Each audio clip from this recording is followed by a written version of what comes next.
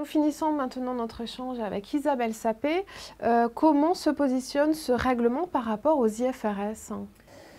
Alors, les démarches des deux référentiels sont vraiment très différentes.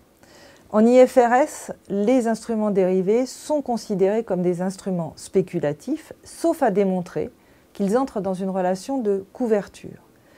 La reconnaissance d'une opération de couverture est donc dépendante de la documentation qui sera préparée par l'entreprise et de facto, c'est une comptabilité optionnelle et non une obligation. Par ailleurs, dans les IFRS, la juste valeur est l'outil de mesure de référence pour les instruments dérivés qui sont systématiquement reconnus dans le bilan.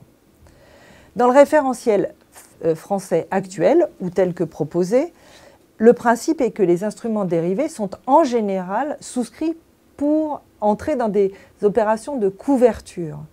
La comptabilité de couverture est donc fondée sur les documents de gestion de l'entreprise et n'est donc pas optionnelle dès lors que les documents de gestion de l'entreprise montrent l'intention de couverture. Donc c'est déjà une différence importante. Et donc dans ce contexte, l'utilisation systématique de la juste valeur, qui traduirait la valeur instantanée des dérivés, n'est pas nécessaire.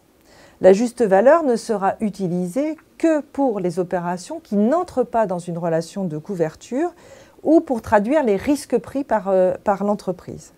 Donc en résumé, pour les groupes qui établissent leur compte consolidé en norme IFRS, il existera toujours des écarts avec les principes français, mais le nouveau texte ne génère pas de nouveaux écarts entre les IFRS et les principes français. Sur quel point de vigilance porteront les contrôles des auditeurs?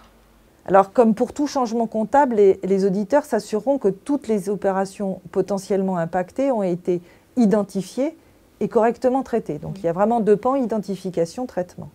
Une attention particulière sera sans nul doute portée aux opérations les plus complexes pour s'assurer que les risques sont correctement évalués et provisionnés, puisque ça, c'est vraiment une nouveauté du texte, à la présentation des opérations dans le compte de résultat, puisqu'on sépare maintenant les opérations des activités opérationnelles et les opérations financières, et puis enfin, à la conformité du traitement comptable aux documents de gestion. Très bien. Eh bien, merci d'avoir échangé avec nous sur ces points et à très bientôt.